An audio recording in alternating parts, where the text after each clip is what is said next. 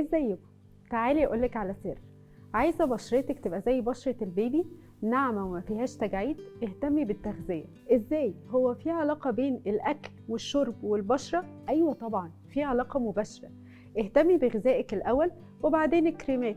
نعالج من الداخل وبعدين نعالج من الخارج. في الحلقه النهارده هنتكلم عن المشروبات اللي بتتعب بشرتنا وبتخلي بشرتنا اكبر من سننا. اولها الكحوليات، لانها بتعمل جفاف للجسم، ديهايدريشن، يعني الجسم بيفقد نسبة كبيرة من المية فيعجز أسرع. القهوة لأنها مضرة للبول، يعني برضو بتخلي الجسم يفقد كمية كبيرة من المية، وده زي ما قلنا بيخلي البشرة تعجز أسرع. طب لو بشرب قهوة ومش قادرة أبطل أعمل إيه؟ في الحالة دي كل كوب قهوة لازم تشربي قصاده كوب أو كوبين مية عشان تعوضي المية المفقودة. 3. المشروبات الغازية، سواء كانت عادية أو دايت.